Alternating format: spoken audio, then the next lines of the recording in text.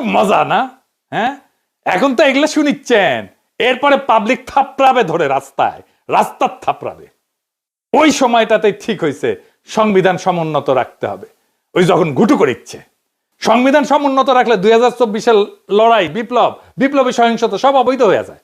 বৈধ হয় হাসিনার খুন করা, ছাত্রলীগের গুন্ডামি, পুলিশের গুলি, সব বৈধ হয়ে যায়, কারণ সরকারের বিরুদ্ধে বিদ্রোহ তারা নিয়ন্ত্রণ করতেছে। আসিফ নজরুল স্যার বলেছিলেন এই বছরের মানে 2025-এর জানুয়ারিতে সেকেন্ড ট্রাইব্যুনাল হওয়ার কথা। এখন চলে মে মাস। এখন যখন আমরা আন্দোলন শুরু করলাম তখন এসে আবার বলছে এই মাসে এই সেকেন্ড ট্রাইব্যুনাল হবে। গত 6 তারিখে আপনার শয়তানে কামড়াইছে, আপনি করেন নাই কেন? আপনি এই নিষেধাজ্ঞা দিয়া কোন আদালতের কাছে পাঠাইলেন যেই আদালত এখন পর্যন্ত আওয়ামী লীগের ব্যক্তিদের বিরুদ্ধেই বড় রায় দিতে পারে না, আর সে দিবে আওয়ামী লীগের বিরুদ্ধে রায়। নাম্বার 3, এইবার এখানে খেয়াল করেন, আমি নাম বলবো না, প্রসিকিউশনের টিমের অন্তত 2 থেকে 3 জন আমাকে বলেছেন এইখানে আওয়ামী লীগের 5 থেকে 7 জন বড় নেতা যারা বর্তমানে আটক আছেন এবং তারা শীর্ষ ধনীয় বাংলাদেশের, তারা প্রসিকিউশন টিমকে বলেছে তাদের ব্যাপারে যে ফাইলগুলো হয়েছে, ডকুমেন্টেশন হয়েছে, জাস্ট এইটা যেন 2-3 মাস পিছিয়ে সাবমিট করে, তাদের আর কিছু করা লাগবে না, ডকুমেন্টেশন যাওয়া আছে তাই শুধু একটু যেন পিছিয়ে সাবমিট করে। কারণ তারা বুঝতে পেরেছে আগে যাদেরটা সাবমিশন হবে তার বিচার প্রক্রিয়া আগে শুরু হবে। 2 থেকে 3 মাস পিছিয়ে গেলে এর মধ্যে তারা বিভিন্ন নেগোসিয়েশন করে এটাকে তারা কমপ্লিট করে ফেলবে। আপনি তো জানেন আগের আওয়ামী লীগের সব বিচারকগুলো আওয়ামী লীগের। এবং দেখেন বাংলাদেশের সব থেকে ভয়াবহ জায়গা, সচিবরা ফ্যাসিস্ট আওয়ামী লীগের সব দোষর, শুধু দোষরই না, সেবাদাস, আমরা তাদের নাম উন্মোচন করব। পুলিশের মধ্যে তো আছেই, যাদের কথা আলোচিত হয় না তারা হলো গ্রেড 1 আওয়ামী লীগের সন্ত্রাসী, তারা হলো বাংলাদেশের আদালতের বিচারক। তারা হাজার হাজার কোটি টাকা মামলা বাণিজ্য করে বিএনপি থেকে শুরু করে জামাত থেকে শুরু করে মানুষের মামলা, মানে মামলার রায় সে কি দিবে এলাকার পাতি আওয়ামী লীগের অ্যাডভোকেটের মুখের দিকে তাকে তারপরে সে রায় দিত। আমরা জুলাই গণহত্যার মতো বিচারের রায় সেই সব ট্রাইব্যুনালে সেই সব বিচারকদের কাছে আমরা দিব, তাহলে আপনি কেন এর মধ্যে আরো বিচারক নিতেছেন না? এই প্রশ্ন দিতে হবে। নাম্বার 2, আর একটা গুরুত্বপূর্ণ প্রশ্ন হচ্ছে, অনেকেই বলে ভাই আওয়ামী লীগ নিষিদ্ধ করে লাভটা কি হবে? ছাত্রলীগ তো আগে নিষিদ্ধ করছিল, তো ছাত্রলীগ নিষিদ্ধ করার পরে তো ছাত্রলীগ মিছিল দেয়, মিটিং করে, জয় বাংলা বলে, তা আওয়ামী লীগ নিষিদ্ধ করার পর তো এটা হবে। এখানে 2টো কারণ ভাইরা। আওয়ামী লীগ নিষিদ্ধ করা এই জন্য জরুরি ছিল, এই কয়দিন আগে ধানমন্ডি, তারপরে রামপুরায়, তারপরে উত্তরায় মাঝে মধ্যে ফ্যাসিস্ট খুনি লীগ অনেক টাকা দিয়ে কিছু লোকদেরকে নামানোর চেষ্টা করে, রাইট? এখন এদেরকে প্রতিহত করবে কে? দেখেন আপনি আমি এদেরকে যদি প্রতিহত করতে যাই তাহলেই বলবে মহাবুশকে দেওয়া যাবে। আর যদি স্বরাষ্ট্র উপদেষ্টা বলি, স্বরাষ্ট্র উপদেষ্টা বলেন এদেরকে ধইয়া থানায় দেন, পুলিশের কাছে দেন। খেয়াল করেন, যারে আপনি নিষিদ্ধ করেন নাই, যে নিষিদ্ধ সংগঠন না, সে যদি এখান দিয়ে মিছিল করে যায় তারে ধরার কোনো এখতিয়ার আমার আছে? মানে রাষ্ট্র আমাকে উস্কে দিচ্ছে তুমি অপরাধ করো, আপনি তারা নিষেধ করেন না, অথচ আমার বলতেছেন এই মিছিল তুমি ধৈর্য ফেলাও। ভাই আমি কেন ধরবো? আমাকে আপনি অপরাধী কেন বানাচ্ছেন? আপনি করেন কি? তো এই যে তাদেরকে যেন আইনি ভাবে ধরা যায়, জনতাও যেন ধরলে তাকে ধরতে পারে, এই কারণে আইন হওয়া দরকার ছিল 1। নাম্বার 2, এখন যেটা করতে হবে, এই যে নিষিদ্ধ সংগঠন আওয়ামী লীগের যত নেতাকর্মী এখন স্যাবোটেজ করবার চেষ্টা করছে, গুপ্ত হত্যা করবার চেষ্টা করছে, আগে গণহত্যা করেছে, তাদেরকে গ্রেফতার করবে কে? পুলিশ। একটা খুব গুরুত্বপূর্ণ প্রশ্ন আপনারা শোনেন, এই যে পুলিশ গত 15 বছরে যে ম্যাসাকার গুলো শুধু করে নাই, মানে পুলিশে নিয়োগ দেওয়া হয়েছে কাদেরকে বলেন? বিসিএস এ দেওয়া হয়েছে ছাত্রলীগের সভাপতি, সেক্রেটারি সাইন করেছেন যাদের ব্যাপারে, অথবা আওয়ামী লীগ থেকে।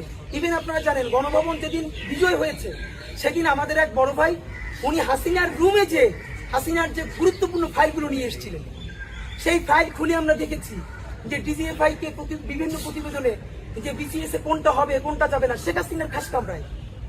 এর মানে বিসিএস এ পুলিশে পর্যন্ত কি কে যাবে সেখানে তারা সর্বশেষ সুপারিশ করছে ছাত্রলীগ, যুবলীগ, আওয়ামী লীগ। এর মানে যতগুলো বিসিএস ক্যাডার নিয়োগ দেওয়া হয়েছে, specially BCS police, BCS admin, foreign, এইগুলো আউট অ্যান্ড আউট, এগুলো সব আওয়ামী লীগের শুধু দোষর না, এগুলো বিরাট আওয়ামী লীগের সিন্ডিকেটের অংশ।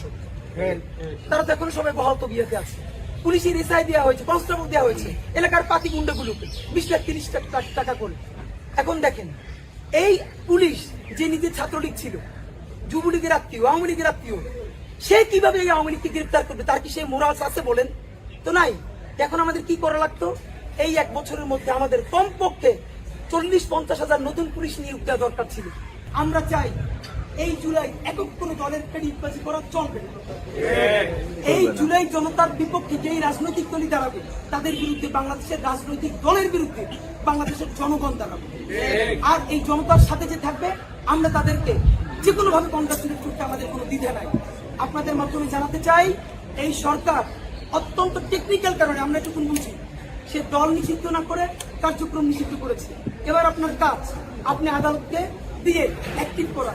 সর্বশেষ আমাদের যুক্তি, অনেকে একটা প্রশ্ন তোলেন, উত্তরটা বলা খুব জরুরি। ভাই, এই সরকারই যদি নির্বাহী আদেশে আওয়ামী লীগ দল নিষিদ্ধ করে দেয়, তাহলে এর আদালতের কাজকে আপনারাই তো করে দিলেন, তাহলে তো শাহবাগের মতো করলেন। কথাটা ভুল। আবারও বলি, কথাটা ভুল। বাংলাদেশ রাষ্ট্রের 3টি অর্গান, নির্বাহী বিভাগ, বিচার বিভাগ, আইন বিভাগ। আপনারা সবাই জানেন নির্বাহী বিভাগ এবং আইন বিভাগ এই দুটি হল সরকার।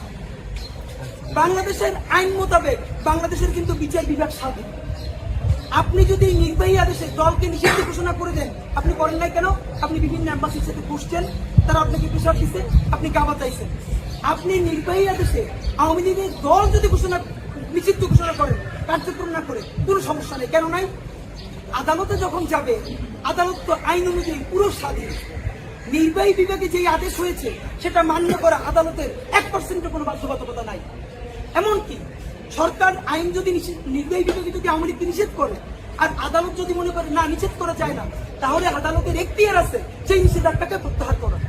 তাহলে আইন মোতাবেক যেহেতু বাংলাদেশের বিচার বিভাগ স্বাধীন, তাহলে এই কথা কেন বলেন যে নির্বাহী বিভাগ যদি বিচারই করে দেয়, নিষিদ্ধই করে দেয়, তাহলে আপনারা যে বিচার করে দিলেন আদালতের কাজ কি? না, আদালত স্বাধীন সত্তা, আদালতের বিচার আদালত করবে, নির্বাহী বিভাগের কাজ নির্বাহী বিভাগ করবে। আমরা কি পারি না, আমাদের ব্যর্থতা জানেন? এই যেই দলটা ঐতিহ্যবাহী মুক্তিযুদ্ধের চেতনা, এই হাবিজাবি বইরা কতগুলো গণহত্যা চালাইছে, সেই থেকে নির্বাহী আদেশে সেই দলটাকে বাংলাদেশে নিষিদ্ধ করা হয়েছে। এইটা আগামী 1000 বছরের বাংলাদেশের জন্য বিজয় হইতে পারত। সেই জন্য টিকেই রাখতে পারতাম কি পারতাম না সেটা বড় কথা। ইতিহাস তো হইতো যে গণহত্যার দায়ে দল হিসেবে আওয়ামী লীগ নিষিদ্ধ হয়েছিল, আমরা তো সেটা করতে পারলাম না। তো সরকার, আপনার যদি এখনো সুযোগ থাকে, আপনারা আবারও বিবেচনা করেন, আপনারা কার্যক্রম নিষিদ্ধ না করে দল নিষিদ্ধ করেন। আর যদি এরপরও মনে করেন এম্বাসির চাপ আছে, তাইলে দ্রুত ট্রাইব্যুনাল দিয়ে বিচার করানোর ব্যবস্থা করেন এবং জুলাই ঘোষণাপত্রের জন্য রেডি হন। আমরাও ফাঁকে আপনাদেরকে আবার ছাই মাইকা ধরার জন্য রেডি। এই কাজ করছে আসিফ নজরুল, এই কাজ করছে জাহেদ, এই কাজ করছে বিএনপি, এই কাজ করছে তারেক রহমান, এই কাজ করছে প্রফেসর ইউনূস। নিজে আইনের লোক হইয়া আসিফ নজরুল ওই 3 দিনে ছাত্রদের সাথে বৈশা উপদেষ্টা পরিষদ বানাইতেছে, আর ওই প্রসেসের মধ্যে দিয়া ওই ছাত্রদেরই মৃত্যু পরোয়ানা লিখতেছে আসিফ নজরুল। এখন অধ্যাদেশ বানায় লেবেনচুস ধরায় দিতেছে। এই অধ্যাদেশ বালটা করবে। 1975-এ যারা সোহরাওয়ার্দীর বডিগার্ডের ফুটা করেছিল, তাদের জন্য সংবিধানে ইনডেমনিটি দেওয়া হয়েছিল, কাম হয় নাই। 1975-এর ওই বিপ্লবী ঘটনার পরে যেই দল বিএনপি ক্ষমতায় আসছে, তারাই কর্নেল ফারুক, বজলুল হুদাকে, শাহরিয়ারকে তুলে দিচ্ছে আওয়ামী লীগের হাতে, যেন ফাঁসি দিতে পারে আওয়ামী লীগ তাদের জেলে ভরে। রায় হয় নিম্ন আদালতে, আপিল চলতেছিল। খালেদা জিয়ার আমলে খালেদা জিয়ার সরকার এদের সবাইকে ছেড়ে দিতে পারতো, আইনসঙ্গত ভাবে ছেড়ে দিতে পারতো, আপিল নিষ্পত্তি করে। কিভাবে জানেন? আসেন একটু বুঝে দেখি। আদালত রায় দিছিল ফায়ারিং স্কোয়াডে মৃত্যুদণ্ড। বাংলাদেশের সিভিল আদালতে ফায়ারিং স্কোয়াডে মৃত্যুদণ্ডের বিধানই নাই। রাষ্ট্র বা আদালত যদি এমন কোন পদ্ধতিতে মৃত্যুদণ্ড কার্যকর করে যেটা কোনো বিধানে নাই, আইনে নাই, যে পদ্ধতিটা আইনে লেখা নাই, তাহলে এটা টেকনিক্যাল ভুল বা কাগজপত্রের গলদ হিসাবে থাকে না। এইটা তখন সংবিধান ভাঙার বিষয় হয়ে যায়। কারণ বাংলাদেশের সংবিধান বলছে মানুষকে শাস্তি দিতে হইলে সেটা আইনের ভেতর থেকে দিতে হবে, আর্টিকেল 31। আর মানুষের জীবন কেড়ে নেওয়া যাবে শুধুমাত্র আইনসম্মত প্রক্রিয়ায়, আর্টিকেল 32। এই সীমা লঙ্ঘন করলে দুইটা কথা পরিষ্কারভাবে বলা যায়, মানে বিচারটা সংবিধানের চোখে বৈধ থাকে না। রাষ্ট্র নিজেই আইনের সীমা পাড়ায় গেছে, আইন যে ক্ষমতা দেয়নি সেই কাজ রাষ্ট্র করছে, এটা করতে পারে না। আইনের বাইরে যায় মৃত্যুদণ্ডের এমন কোন পদ্ধতিতে মৃত্যুদণ্ডের আদেশ দেওয়া, মানে এটা শুধু ভুল না, এটা রাষ্ট্রের অবৈধ কাজ, আদালতের অবৈধ কাজ। খালেদা জিয়ার সরকার কিছুই করে নাই, আপিলের কাজ বন্ধ করে রাখিছিল। হাসিনা আইসা সামে সবাই ফাঁসি দিয়ে দিছে। এই হাসিনা পলানোর পরেও প্ল্যান ছিল এইটাই যে বিএনপি আর ওয়াকার সামে তুলে দিবে জুলাই বিপ্লবীদের আওয়ামী লীগের হাতে। সারাদিনে এত ইস্যু হয় যে সবকিছু নিয়ে কথা কওয়া সম্ভব হয় না, কিন্তু এটা নিয়ে কথা কইতেই হবে। আজকের যে বিষয়টা আর কি, সেটা হইতেছে জুলাই যোদ্ধাদের আইনি সুরক্ষা দিতে অধ্যাদেশ হইতেছে। একদিন পরে ঘুম ভাঙিছে সবার। আসিফ নজরুল একদিন পরে অধ্যাদেশ বানাইতেছে। কামটা তো খুব ভালো হচ্ছে তাই না, ভালো করিচ্ছে তাই না, খুবই ভালো কাজ করছে। আসিফ নজরুল তো ভালো ছেলে, সন্ধ্যাবেলা হাত মুখ দিয়ে পড়তে বসে। হ্যাঁ, আসিফ নজরুল বাংলাদেশের মানুষদের দূর পাইছে, দূর পটাইতেছে, তাই আঙ্কারে হাতে লেমন চুস ধরাই দিচ্ছে। আসিফ নজরুল আর প্রফেসর ইউনূসের সরকার আঙ্কারে কিভাবে ধাপ্পা দিচ্ছে সেটা না বুঝে দেখি। আসেন আগে আসলে বুঝে দেখি অধ্যাদেশ আসলে কি। অধ্যাদেশ হইল সংসদ ছাড়া, জানে যখন সংসদ নাই তখন সরকার আর রাষ্ট্রপতির মাধ্যমে জারি করা একটা অস্থায়ী আইন। তার মানে এটা আইন কিন্তু সংসদে পাস হয়নি, এবং এইটা এখন জারি করা হইতেছে জরুরি পরিস্থিতির জন্য, যেহেতু সংসদ নাই। আর একটু ভেঙে বলি, ধরেন সাধারণ আইন কিভাবে হয়। স্বাভাবিক নিয়মে একটা প্রস্তাব আসে, সংসদে আলোচনা হয়, ভোট হয়, পাস হয়, রাষ্ট্রপতি সাইন করে সম্মতি দেয়, আইন হয়ে গেল। এইটারে বলা হয় সংসদীয় আইন। কিন্তু তাইলে অধ্যাদেশ আসে কখন? যখন সংসদ বসেনি বা সংসদ ভেঙে গেছে, এখন অধিবেশন চলতেছে না, কিন্তু সরকারের দরকার আছে, এখনই আইন দরকার আছে, অপেক্ষা করা যাবে না, তখন মন্ত্রিসভার পরামর্শে রাষ্ট্রপতি অধ্যাদেশ জারি করে থাকে। তো অধ্যাদেশের আসলে বৈশিষ্ট্যগুলো কি? এক নম্বর হইতেছে এটা আইনের মতো কার্যকর কিন্তু স্থায়ী না। সংসদ বসলে সংসদে অধ্যাদেশকে আনতে হয়, তারপরে অনুমোদন নিতে হয়, অনুমোদন না পেলে অধ্যাদেশ বাতিল। মানে সংসদ কার্যকর না থাকলে, সংসদ না থাকলে রাষ্ট্র যেন অচল না হয়, সেজন্য অধ্যাদেশ এই বিষয়টা জারি আছে। এখন ধরেন পরের সংসদ এটা পাশ করলো না অধ্যাদেশ আসিফ নজরুলের, তাহলে কি হবে? আসিফ নজরুলের কাছে উত্তর আছে? নাই। অধ্যাদেশ সংসদে পাশ হয়ে আইন হইলেও সংসদ চাইলে তো পরের দিনই নতুন আইন করে সেটা বাতিল করে দিতে পারে। এমনকি এই অধ্যাদেশ যেটা আসিফ নজরুল করতে যাচ্ছে সেটা আদালত এখনই বাতিল করে দিতে পারে। তার মানে এটার মূল্য শূন্য, জিরো। তাইলে আসিফ নজরুল কেন এ সাল করতেছে সেটার উত্তর আমরা পরে পাবো। আসেন আগে বুঝে নেই যে আদৌ জুলাইয়ের জন্য দায় মুক্তি দেওয়া সম্ভব কিনা। এক কথায় দেওয়া সম্ভব না, এবং দেয়া যে সম্ভব না এটার কারণ আসিফ নজরুল, তার সাথে আছে ওয়াকার, তার সাথে আছে প্রফেসর ইউনূস নিজে, তার সাথে আছে ডাক্তার জাহেদ, তার সাথে আছে বিএনপি, তার সাথে আছে তারেক রহমান। এরা সবাই এই পরিস্থিতি ইচ্ছা করে তৈরি করছে। কেন? কারণ ঘোষিত বিপ্লব ছাড়া দায় মুক্তি সম্ভব না। দায় মুক্তি কোনো আইনি ব্যতিক্রম না, এটা একটা সার্বভৌম ঘোষণা। যে বিপ্লব ঘোষণা করতে পারে না সে দায় মুক্তি দাবি করার নৈতিক অধিকার, ক্ষমতা এটা কোনোটাই রাখে না। ওয়াল্টার বেনিয়ামিন বিপ্লবী সহিংসতা বনাম আইন রক্ষাকারী সহিংসতা, এইটা একটা কথা বলছিলেন। একদিকে লেখেন বিপ্লবী সহিংসতা, আর একদিকে হতেছে আইন রক্ষাকারী সহিংসতা। আইন তৈরি করে যে সহিংসতা আর আইন রক্ষা করে যে সহিংসতা, দুইটা এক না। উনি বলছেন ল প্রিজার্ভিং ভায়োলেন্স, যেটা পুরানো ব্যবস্থার ভিতরে থাকে, এবং ল মেকিং ভায়োলেন্স, যেটা নতুন ব্যবস্থার জন্ম দেয়। যে সহিংসতার নতুন আইন তৈরি করে না সেটা কেবল অপরাধ। 1971-এর স্বাধীনতা যুদ্ধ ছিল নতুন আইন তৈরি করার লড়াই। 1971-এর স্বাধীনতা যুদ্ধে আমরা যেটা করছি সেটা ল মেকিং ভায়োলেন্স, সেজন্য ওটা অপরাধ না। পুরানো বন্দোবস্ত রেখা সংগঠিত রাজনৈতিক সহিংসতা বৈধ হইতে পারে না, কারণ তা আইন ভাঙে, কিন্তু নতুন আইন সৃষ্টি করে না। স্মিথ বলছেন সার্বভৌম সেই যে ব্যতিক্রম ঘোষণা করতে পারে। ওনার একটা বিখ্যাত সূত্র ছিল, উনি বলছেন, ইংরেজিতে কইছেন, বাংলা হইতেছে সার্বভৌম সেই যে ব্যতিক্রম ঘোষণা করতে পারে। বিপ্লব মানে নিয়ম স্থগিত করা, পুরনো বৈধতা বাতিল করা, নতুন বৈধতা ঘোষণা করা। যে বিপ্লব পুরনো সংবিধান, পুরনো আদালত, পুরনো নৈতিক মানদণ্ড চালু রাখে, সে আদতে সার্বভৌম না। সার্বভৌম না হইলে দায় মুক্তি দেওয়ার ক্ষমতা থাকে না, বরং নিজেই ভবিষ্যৎ বিচারের অধীন হয়ে পড়ে। হান্না আরেন্ট বলছিলেন যে সহিংসতা একটা নতুন রাজনৈতিক সূচনা করতে পারে না, উনি বলছেন ফাউন্ডিং মোমেন্ট, এটা তৈরি করতে পারে না, সে সহিংসতা নিজেই নিজের বিরুদ্ধে সাক্ষ্য দেয়। সেই কারণে নতুন রাষ্ট্র গঠন করা ছাড়া সহিংসতা বিপ্লব না, এটা অপরাধ। 3 জনের কথা বললাম। বেনিয়ামিন বলছেন নতুন আইন না বানাইলে সহিংসতা অপরাধ। স্মিথ বলছে ব্যতিক্রম ঘোষণা না করলে সার্বভৌম নাশে। আর হান্না আরেন্ট বলছেন নতুন শুরু ছাড়া সহিংসতা ক্ষমতা না। শুধুমাত্র ঘোষিত চূড়ান্ত এবং নতুন শুরুর বিপ্লবী দায়মুক্তি তৈরি করে। পুরানো বন্দোবস্ত রেখা চালানো সহিংসতা আইনগতভাবে না, তাত্ত্বিকভাবেও অবৈধ। আমরা জুলাই বিপ্লবের পরে নতুন আইন বানাইছি, নতুন সংবিধান বানাইছি, বানাই নাই। ডাক্তার জাহেদ তো জান লড়াই দিল জুলাইকে অভ্যুত্থান বলে প্রতিষ্ঠা করার জন্য। বিপ্লব না, ছোটখাটো মানুষ পুতু পুতু করে কথা কয়, আর আমরা হইতেছি উগ্র। কিন্তু এদের ডাক্তার জাহেদের হইতেছে চিকনা বুদ্ধি, সামে এমন মাইর দেবে টেরি পাইবেন না, একদম খাইয়া ফেলবে আর কি। জাহেদ খান জুলাইকে অভ্যুত্থান বলে প্রতিষ্ঠা করার জন্য দেওয়ানা ছিল। অভ্যুত্থান যেটা, সেটা ক্ষমতা দখল করে, কিন্তু নতুন আইন, নতুন বৈধতা, নতুন সার্বভৌমত্ব তৈরি করে না। পুরনো সংবিধান, পুরনো আদালত, পুরনো রাষ্ট্রীয় কাঠামো চালু রাখে। তাই সহিংসতা যেটা, সেটা আইন ভাঙা হয়, আইনের নির্মাতা না। আমরা যেটা জুলাই করছি সেটা আমরা আইন ভাঙছি আইন নির্মাণ করার জন্য, কিন্তু আমাদের নতুন আইন নির্মাণ করতে দেয়নি এই জাহেদারা, এই আসিফ নজরুলেরা, এই প্রফেসর ইউনূসেরা। সেই কারণে এইটা ল ব্রেকিং ভায়োলেন্স হয়ে গেছে, ল মেকিং ভায়োলেন্স হয়নি। অভ্যুত্থানের সময় যে সহিংসতা হয় সেটা পরে অপরাধ হিসাবে বিচারযোগ্য থাকে। সেই কারণে ডাক্তার জাহেদরা 24-এর বর্ষা বিপ্লবকে বিপ্লব না বলে অভ্যুত্থান বলে প্রতিষ্ঠা করার জন্য দেওয়ানা হয়েছিল, যেন জুলাই বিপ্লবীদের পরে জবাই করা যায়। তার মানে এই জাহিদারা তাই চাইছে যা আওয়ামী লীগ চাইছে।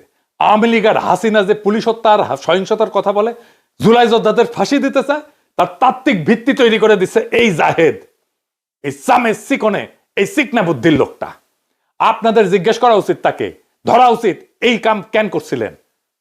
মাদিরে যে পুলিশ ধরে, সে বৈধতা দিচ্ছে জাহেদ। দায় মুক্তি বাংলাদেশের ইতিহাসে একবারই হয়েছে, সেটা 1971-এর পরে।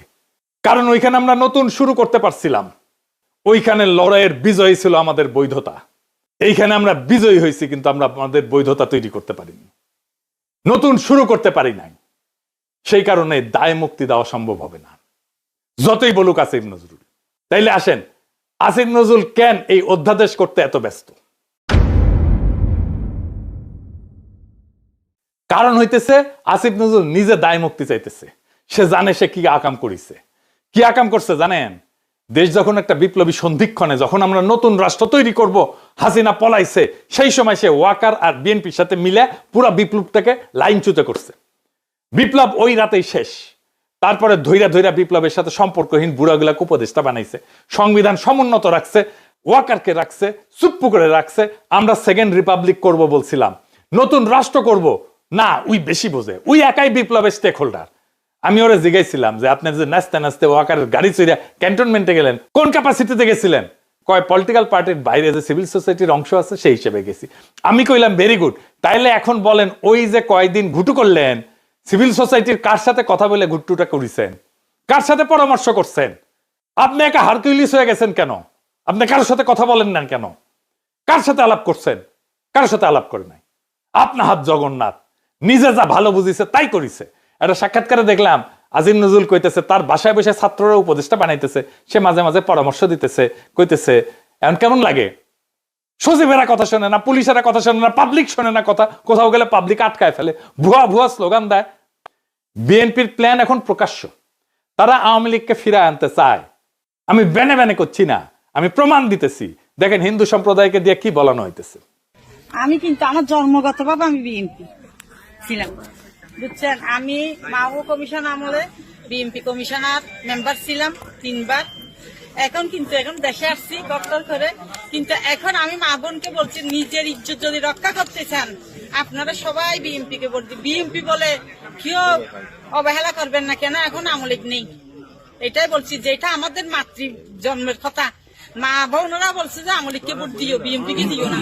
কিন্তু এখন আমরা বর্তমান আমরা আছি এখন বিএনপির হাতে, আমাদের আওয়ামী লীগ নাই। তোমরা সবাই নিজের ইজ্জত যদি বাঁচাতে চাও, নিজের একটা মেয়ে যদি বড় হয় মা বাবার বয় বয় থাকে, কিন্তু এখন বয় নেই। আর এখানে সবাই, এখানে আমাদের মা বাবা এরা সবাই, এদেরকে চিনেন। যদি দূরের মানুষ হতো তাহলে বয় ছিল, এরা দূরের মানুষ নেই, এখানে আমাদের দেশের মানুষ। কোনো যদি ক্ষতি হয়, কিছু হয়, আপনাদের ওদেরকে ডাকতে পারবেন। আমরা এখানের মানুষ সবাই, এখানে সবাই একজোট হয়ে 12 তারিখ ভোট দিবেন। সবাই ভোটের জন্য যাবেন, কিন্তু অনেকজন বলে বিএনপি কে ভোট দেবো না, যাবো না। না, এটা মনে করবেন না। বিএনপি কে দিলে মনে করবেন কোনোদিন আবার আওয়ামী লীগের হাতে দিতে পারবেন আপনারা। বিএনপি কে চান, কিন্তু অন্য দল দেখবেন কিন্তু নিজের হাতে নিজে কপালে হাত মারবেন। এখানে বিএনপি ছাড়া আর কোনো উপায় আমাদের নাই। এখানে হিন্দু বা মুসলিম হোক সবাই বিএনপিকে চান। আমি বলছি আমাদের এই এলাকার সবাই আপনারা বিপদের সময় না পেলে এদেরকে পাবেন। এরা এখানে কাছের লোক, এরা দূরের নাই, কেউ হারিয়ে যেতে পারবে না এখান থেকে আমাদের হাত থেকে, কেন এগুলো আমাদের দেশের লোক। তাই আমি বলছি মা বোনকে, এখানে মহিলা হইয়ে বা পুরুষ হইয়ে ওই বিএনপিকে দেবো না ওই এই কথা আর বলিয়েন না। কেন আমরা এখন একটাই দল, বাংলাদেশে একটাই দল আছে, ওইটাই কোনো দল না, এটা নিজেরাই দল করছে যে এটাকে কেউ সমর্থন দেবে না ওই দলকে। আমরাই এখন হচ্ছি যে কি সবাই বলো বিএনপি কে চাই, ভোট চাই, ধানের শীষে ভোট দেবে, এটাই আমরা চাই। আমাদের ধানের শীষে তো ধানের শীষ সবাই, আমি বলছি ধানের শীষে টিকিট দিলে আপনারা মনে মনে বলছেন যে ধানের শীষ কেন দেব, আগে তো আমরা আমলিক ছিলাম না, এখন আমরা আমলিক, ধানের শীষে আমলিক মনে করবেন কেন? আমলিক আসার জন্য আমরা এটা একটা পথ। আমরা বিএনপি কে যদি চাই, বিএনপি দেখা 10 বছর বাদ হলে আমাদের নেত্রীকে আবার আনবে, জানেন যে এটা। কিন্তু ওদের হাতে যদি চলে যায়, পাকিস্তানে চলে যেতে হবে সবাইকে, মনে করবেন। শুনলেন তো, কইতেছে আগে আমরা আওয়ামী লীগ ছিলাম, এখন আমরা আওয়ামী লীগই আছি, ধানের শীষকেই আওয়ামী লীগ মনে করবেন কেন? কারণ আওয়ামী লীগ আসার জন্য এই একটাই পথ। আমরা বিএনপি কে যদি চাই, বিএনপি দেখেন 10 বছর পরে হইলেও আমাদের নেত্রীকে আবার আনবে। শুনেছেন, নিজের কানে তো শুনলেন। আর একটা প্রমাণ দিতেছি, আসেন সে প্রমাণটা দেখি। এই যে সংসদ নির্বাচন হইতেছে, এখানে এমপি কে ভোট দেওয়া ছাড়া একটা গণভোট হবে। সে গণভোট হবে, বিএনপি কিন্তু ঘরের মধ্যে এইগুলা স্বীকার করে এসেছে, গণভোটে যে সমস্ত জিনিস থাকবে। এই গণভোটে হ্যাঁ বা না ভোট দিতে হবে। হ্যাঁ ভোট দিলে কি কি পাবেন? আপনি 12টা জিনিস পাবেন। 12টা কিভাবে আগামী রাষ্ট্র চলবে সেটা ঠিক করতে পারবেন। কি কি সেটা একটা একটা করে বুঝে দেখি, শুনেন মন দিয়া। আপনি কি এমন একটা বাংলাদেশ চান যেখানে তত্ত্বাবধায়ক সরকার, নির্বাচন কমিশন, সরকারি কর্ম কমিশন মানে যেটাকে পিএসসি বলা হয়, এটা গঠনে সরকারি দল এবং বিরোধী দল একত্রে কাজ করবে? সুন্দর কথা না? 2 নাম্বার, সরকারি দল ইচ্ছা মতো সংবিধান সংশোধন করতে পারবে না। সুন্দর না কথাটা? 3 নাম্বার, সংবিধানের গুরুত্বপূর্ণ পরিবর্তনের ক্ষেত্রে গণভোটের বিধান চালু হবে। সুন্দর না? আমরা সবাই মিলে ভোট দিয়ে ঠিক করব। 4 নাম্বার, বিরোধী দল থেকে ডেপুটি স্পিকার এবং গুরুত্বপূর্ণ সংসদীয় কমিটি সমূহের সভাপতি নির্বাচিত হবেন বিরোধী দল থেকে। সুন্দর না? যত মেয়াদী হোক, কেউ সর্বোচ্চ 10 বছরের বেশি প্রধানমন্ত্রী থাকতে পারবে না। সংসদের নারীর প্রতিনিধিত্ব পর্যায়ক্রমে বাড়বে। ক্ষমতার ভারসাম্য প্রতিষ্ঠার জন্য পার্লামেন্টে একটা উচ্চ কক্ষ গঠিত হবে। দেশের বিচার ব্যবস্থা স্বাধীনভাবে কাজ করবে। সুন্দর কথা না? আপনার মৌলিক অধিকারের সংখ্যা বাড়বে। কি রকম একটা মৌলিক অধিকার হইতেছে, ইন্টারনেট সেবা কখনো বন্ধ করা যাবে না, এটাকে মৌলিক অধিকার হিসেবে ঘোষণা দিবে। তার হাসিনা এটা বন্ধ করে দিছিল। দণ্ডপ্রাপ্ত অপরাধীকে রাষ্ট্রপতি ইচ্ছা মতো ক্ষমা করতে পারবে না। ফাঁসি দিলেও তো ক্ষমা করে দেয়, জেল দিলেও ক্ষমা করে দেয়। রাষ্ট্রপতি এবং প্রধানমন্ত্রী ক্ষমতার মধ্যে ভারসাম্য থাকবে। রাষ্ট্রভাষা বাংলার মর্যাদার পাশাপাশি অন্যান্য জাতিগোষ্ঠীর ভাষাও সাংবিধানিকভাবে স্বীকৃত হবে। সব সুন্দর কথা না? 12টা কথা। হ্যাঁ ভোট দিলে সবগুলা পাবেন, এই যতগুলো আছে সবগুলো। না ভোট দিলে কিছুই পাবেন। কিন্তু বিএনপি কি বলতেছে দেখেন, বিএনপি কি বলতেছে, জনগণকে কি বলতেছে শোনেন, নিজের কানে শোনেন। এখানে আরেকটা ব্যালট হবে হা এবং না। আপনারা একটু গণভোট হয়েছেন না? এটা গণভোট হবে হা এবং না। যদি আপনারা যারা আওয়ামী লীগ করেন, যারা অন্যান্য দল করেন, তাদের জ্ঞাতার্থে সুবিধার্থে আমি জানাচ্ছি, যদি হা জয়যুক্ত হয় কোনো ক্রমে, সারা দেশে যদি হা জয়যুক্ত করা মানে ভোটে জয়যুক্ত হয়, তাহলে এদেশের স্বাধীনতার পরে 72-এ যে একটা সংবিধান ছিল, শেখ মুজিবুর সাহেব করেছিল, ডক্টর কামালের হাতে লেখা, এই সংবিধান টোটাল ডাউমিট করে দেবো, মানে মুছে ফেলবো। স্বাধীনতার যে আছে 71 সালে যে যুদ্ধটা হয়েছিল, এই যুদ্ধটা 71 সালের কোন ঘটনায় বাংলাদেশে আর থাকবে না। আপনার ইয়ের মধ্যে যে সংস্কার করতে চাইতেছে, যে সংস্কারের জন্য হানা বুট হইতেছে, এদের মধ্যে লেখা আছে 71 সালকে বাদ দিয়ে 24-এ যে ইটা হয়েছে, গণঅভ্যুত্থানটা হয়েছে, 71 জায়গাটা নিবে 24 সাল। কেন নিবে? এটা একটা কারণ আছে, জামাত ইসলামের একটা কারণ আছে। জামাত ইসলাম 71 সালে দেশে স্বাধীনতা চায় না, এদেশে বাংলাদেশের স্বাধীন হোক, বাংলাদেশ স্বাধীন হোক, জামাত ইসলাম কিন্তু এটা চাই নাই। যারা আওয়ামী লীগ করেন তারা একটু খেয়াল দিয়ে শুনেন, খেয়াল করে শুনেন। যদি হার জয়যুক্ত হয় তাহলে আওয়ামী লীগ কিন্তু এখন মানে কি জানি প্রজ্ঞাপনের মাধ্যমে আপনার স্থগিত হয়েছে, আওয়ামী লীগ নির্বাচনে অংশগ্রহণ করতে পারবে না। যদি হার জয়যুক্ত হয় তাহলে আওয়ামী লীগ একবারে আর কোনো মিটিং টিটিং হবে না, মিটিং টিটিং সংসদে কোথাও উঠবে না। ওই হার মধ্যে এই লেখা আছে আওয়ামী লীগ নিষিদ্ধ। এই যে 24 সালে গণহত্যার জন্য আওয়ামী লীগ কিন্তু নিষিদ্ধ হয়ে যাবে আপনাদের ভোটেই। যদি হাতে ভোট দেন, হাতে ভোট দিলে আপনার 16 ডিসেম্বর থাকবে না, 26 মার্চ থাকবে না, আপনার 71 সালে যে যুদ্ধ করতে মা বোনেরা ইজ্জত দিছে, 30 লক্ষ মা বোনের ইজ্জত দিছে, এটা থাকবে না। অর্থাৎ আপনারা যারা আওয়ামী লীগ করেন দয়া করে আপনারা না ভোটের জন্য হলো আওয়ামী লীগের তো আমরা আসলে বিএনপির হয়তো সুদারপন্থী রাজনৈতিক দল। আমরা বিএনপি চাচ্ছি সকল দল মিলে একটা দেশে নির্বাচন হোক, সকল এবার না হোক সামনে যেন সকল দল একটা নির্বাচন অংশগ্রহণ, 5 বছর পরে যেন সকল দল নির্বাচনে অংশগ্রহণ করতে পারে। আপনারা আপনাদের যারা আওয়ামী লীগ করেন আপনাদের দল রক্ষা করার জন্য আপনাদের কেন্দ্রে যাইতে হবে, ঠিক আছে? আপনাদের কেন্দ্রে যাইতে হবে, আপনাদের দল রক্ষা করার জন্য, না ভোট দেওয়ার জন্য হইলে সার্বভৌমত্ব দেশ রক্ষা করার জন্য 71কে ফিরিয়ে, মানে 71 যেভাবে আছে স্বাধীনতা যুদ্ধটার ইতিহাস আছে, এই ইতিহাসটা রক্ষার জন্য হইলেও যারা না ভোট দিবেন, যারা আওয়ামী লীগ করেন আপনাদের কেন্দ্রে অবশ্যই যেতে হবে। কেন্দ্রে যদি আপনারা আপনাদের দলকে রক্ষা করতে যান, যেহেতু এবার আপনাদের নাই কোন নমিনেশনের আওয়ামী লীগের কোন প্রার্থী নাই, দয়া করে সেক্ষেত্রে আপনাদের কাছে আমাদের অনুরোধ, যারা আওয়ামী লীগ করেন বিএনপির তো আপনারা ভোট আমাদের দিবেনই, ঠিক আছে? যারা বিএনপি করেন ওরা তো আমাদের ভোট দিবেনই। না ভোট দেওয়ার জন্য যারা কেন্দ্রে যাবেন আপনাদেরকে যেতেই হবে, আপনাদের অস্তিত্ব রক্ষার জন্য, আওয়ামী লীগ রক্ষার জন্য হলেও আপনাদের কেন্দ্রে যেতে হবে। শুনেছেন? তার মানে বিএনপির ঘুরে ফিরে আওয়ামী লীগকে ফিরে আনতেই চায়। তারা অনেক আগে থেকে বলতেছে কিন্তু আওয়ামী লীগ নির্বাচনে আসুক। শুনেন। তবে আওয়ামী লীগের প্রধান প্রতিদ্বন্দ্বী বিএনপি চায় দলটি নির্বাচনে আসুক, নির্বাচনটি হোক অংশগ্রহণমূলক। আমরা আশা করব যে এই নির্বাচনটি পার্টিসিপেটরি হবে, সকলের জন্যই দ্বার উন্মুক্ত, জনগণ যাদেরকে সুযোগ দিবে তারাই দায়িত্ব পাবে। আমরা কামনা করি প্রত্যেক রাজনৈতিক দল এই নির্বাচনে অংশগ্রহণ করুক, কাউকে বাদ দেওয়ার হলে জনগণই বাদ দিয়ে দেবে। যখন জনগণের বিরূপ প্রতিক্রিয়া হয়েছে তখন বলে এইবার না আসুক, বিএনপি ক্ষমতা আসলে আওয়ামী লীগ ফিরবে, পরের বার ফিরবে। বুঝিসাও? ঐক্যমত কমিশনে আইসা বলে আমরা সংস্কার চাই, আর কর্মীদের বলে না ভোটের ক্যাম্পেইন করতে। কি রকম জাউরার জাউরা, কি রকম খাইস্টার খাইস্টা, কি রকম ভন্ডের ভন্ড। এটাই আসল প্ল্যান। এই প্ল্যান হইতেছে গ্র্যান্ড প্ল্যান, আওয়ামী লীগকে ফেরানোর প্ল্যান। এইবার ভোটে যদি বিএনপি জিতে তাহলে আওয়ামী লীগ ফিরবে, লিগে রাখতে পারেন। এটা তো আমার কথা না, আপনারা তো বিএনপির লোকদের মুখেই শুনলেন, তাই না?